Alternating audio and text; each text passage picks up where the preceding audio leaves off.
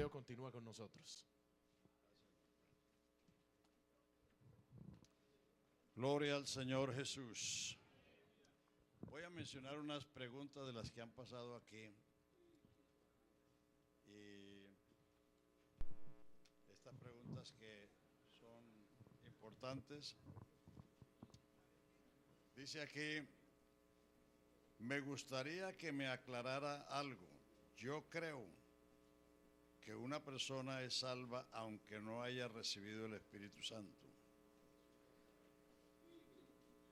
¿Cómo va a vivir la vida cristiana si el fruto lo produce el Espíritu Santo?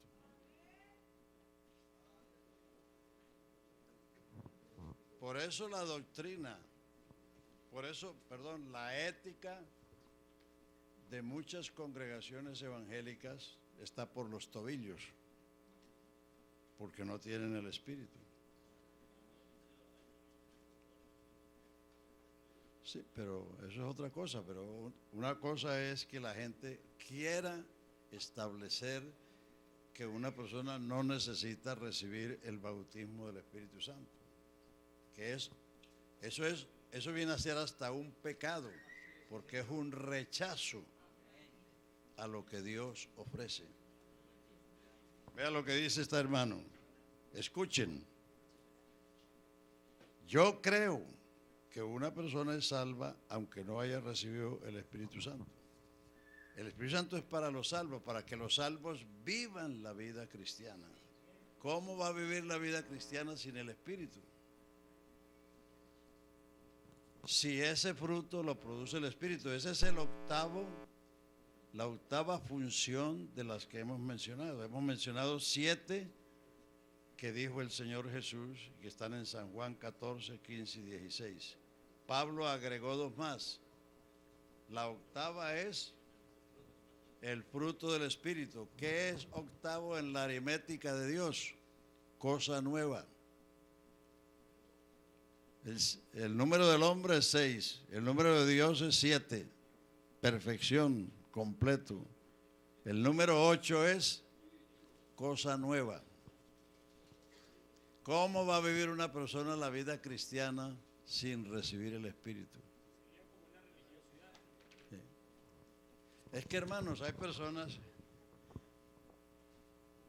que han hecho de una parte el todo. Pero el Evangelio es un paquete, la salvación es un paquete, no es una parte. La gran mayoría de todos esos predicadores que le dicen a las personas que con hacer una decisión de fe, con confesar lo que dice Romanos 10, que eso no está dicho a los pecadores sino a los creyentes. Las epístolas fueron escritas a los santos. Y estos predicadores dicen, bueno, si confesares con tu boca que Jesús es el Señor y creyeres en tu corazón, serás salvo. Sí, que hagas esa confesión. Los predicadores radiales, los telepredicadores dicen lo mismo. Pero eso no es así. Eso es algo, pero no es todo. La salvación es un paquete que encierra esas cosas que hablamos ayer.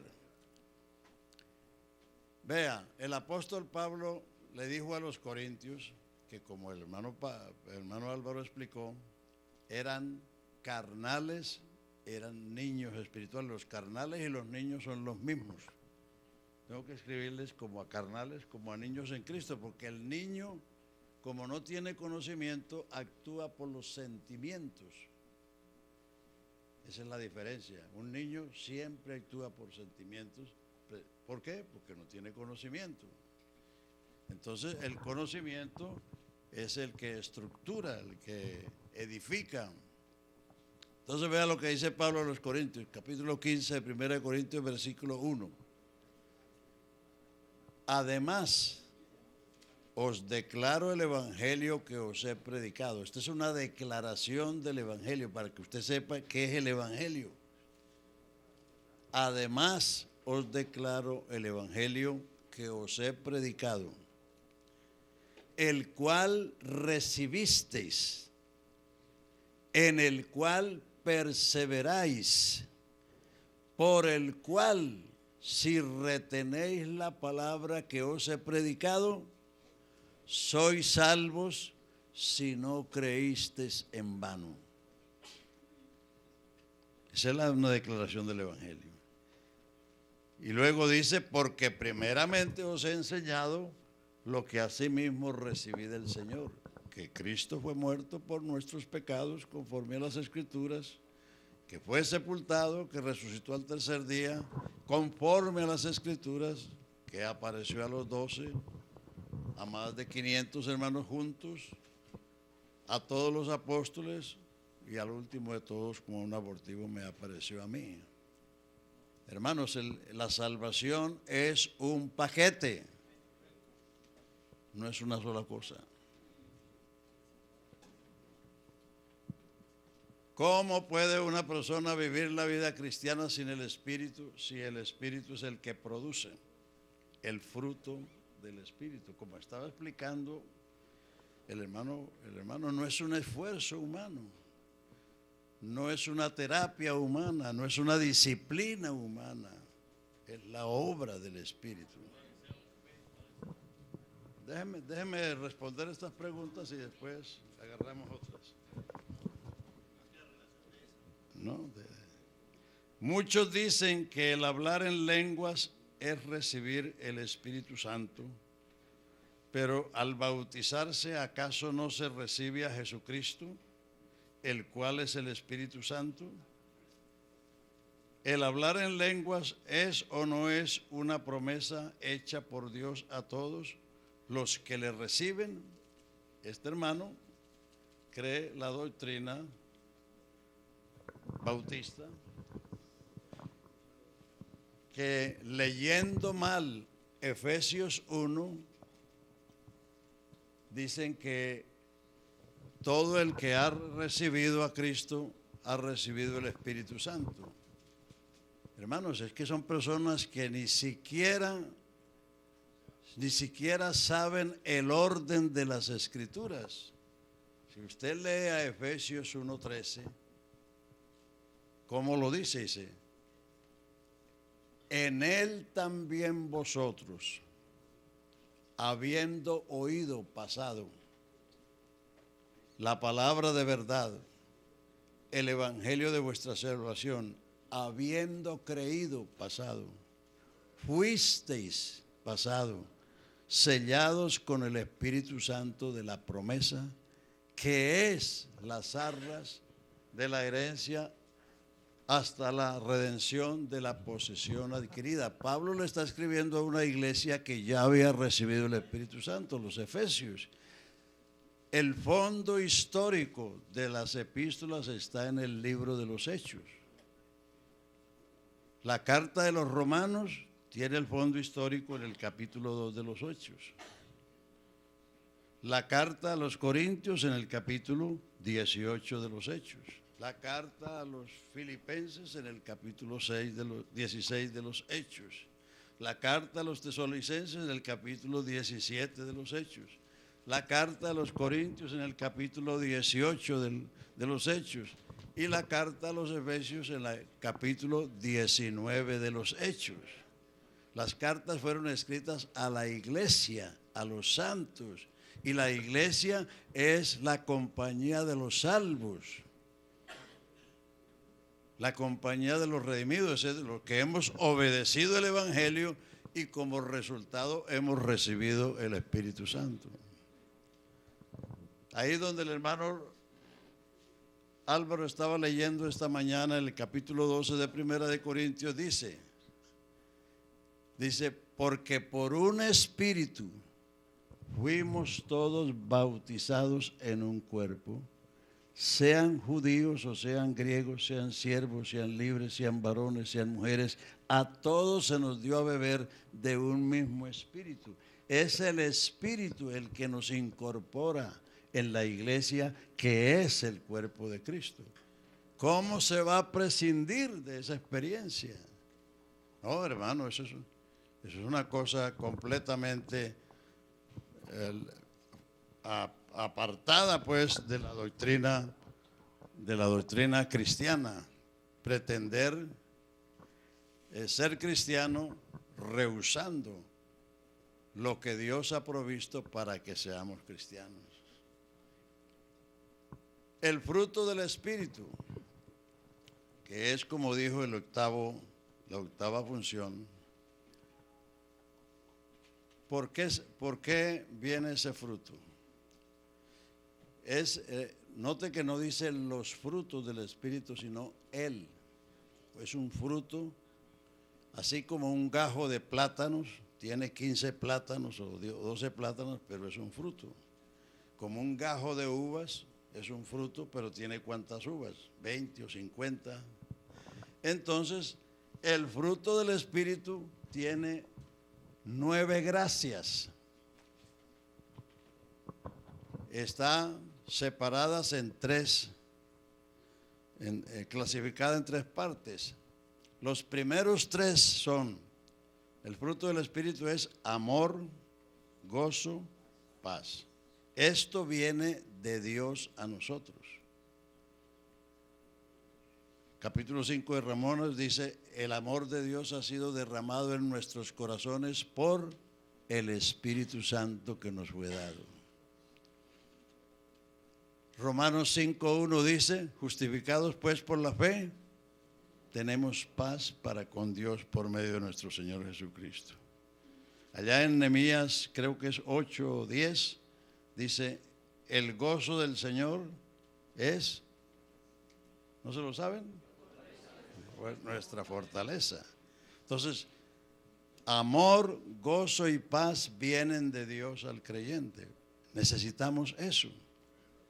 Porque el amor humano hay el amor filial, el amor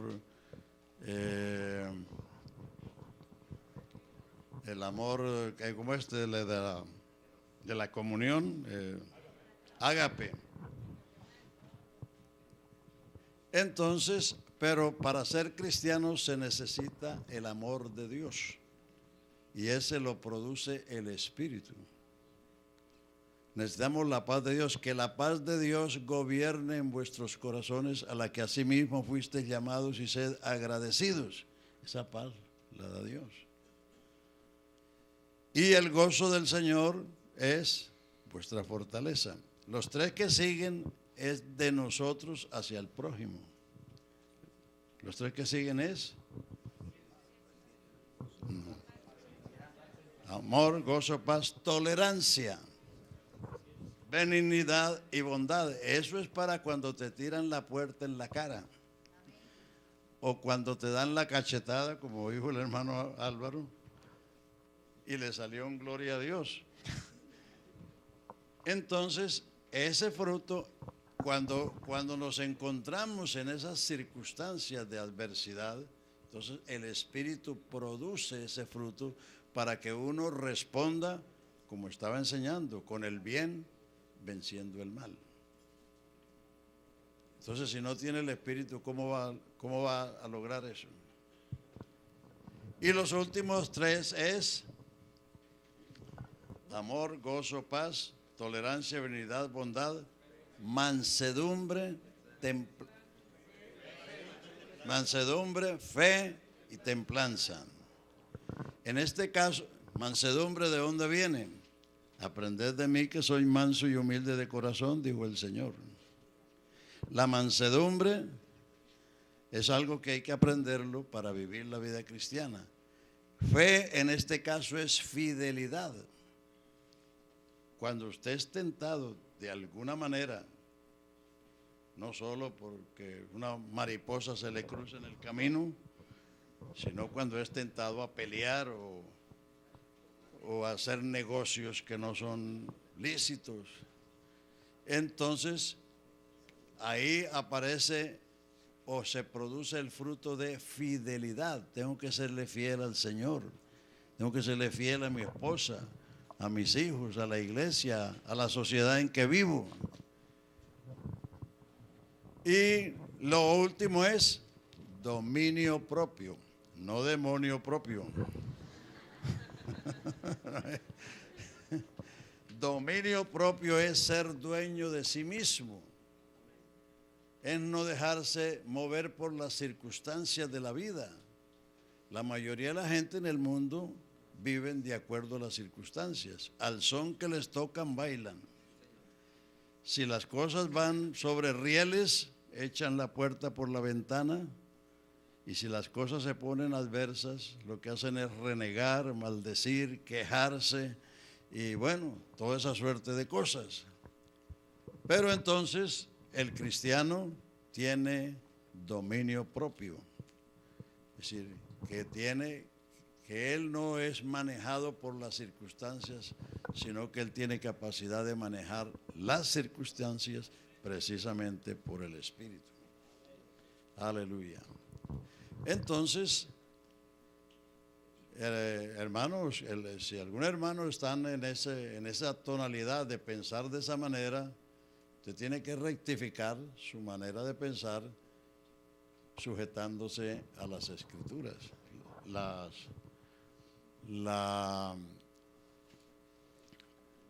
El hermano citó 2 de Pedro de la naturaleza divina, o sea, que también la cita Juan en su primera epístola, capítulo 3, dice: el que es nacido de Dios no practica el pecado. ¿Por qué? Porque la simiente de Dios está en él.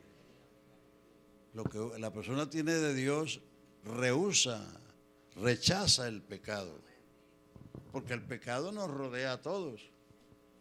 El pecado abunda por todas partes.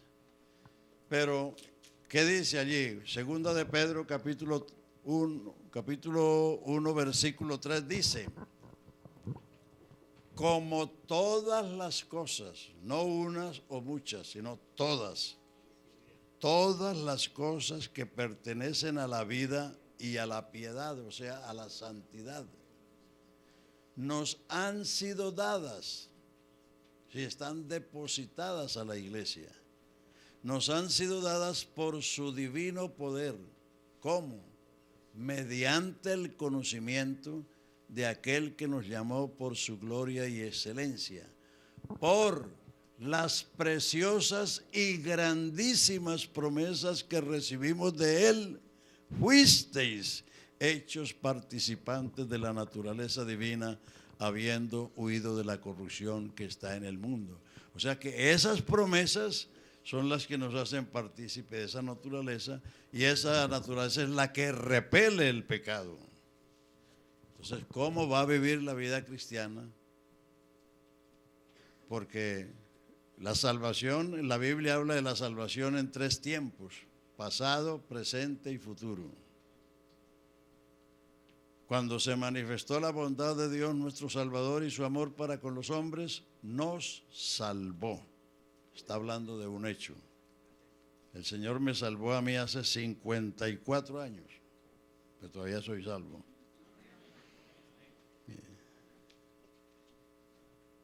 Es un hecho del pasado. Pero Pablo dijo a los corintios, que la escritura que acabo de citar,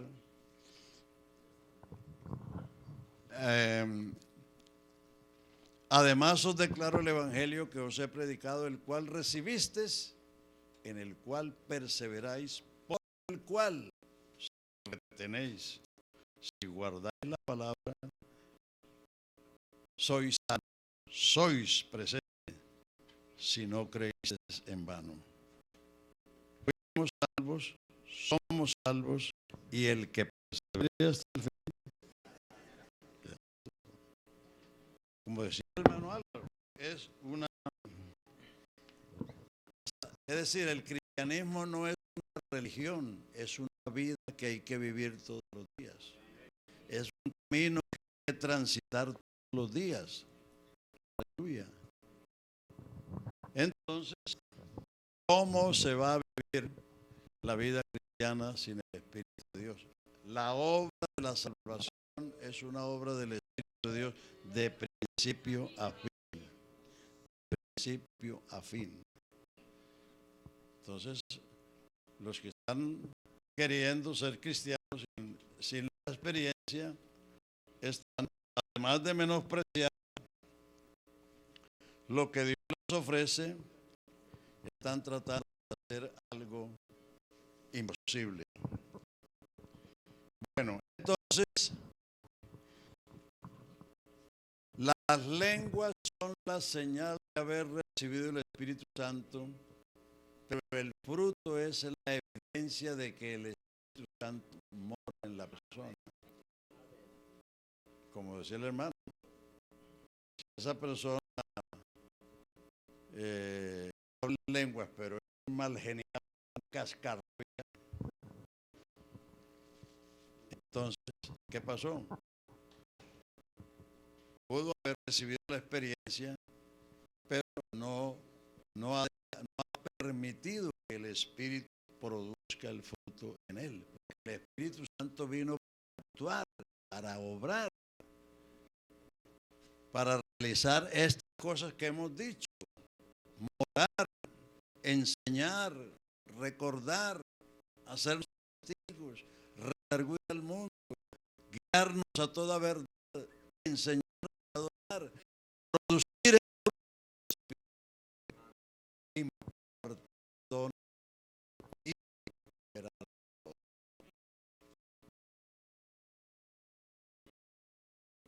Entonces, regresemos de donde Dios nos ha llevado a donde estábamos antes.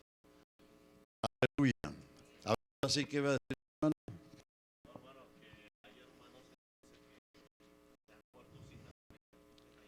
Hay que dejarlo con Dios, porque después de muerto, ¿qué vamos a hacer?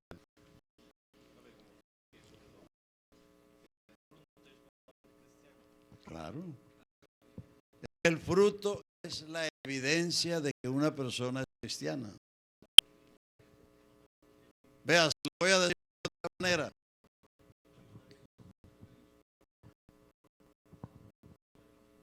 Cuando una mujer se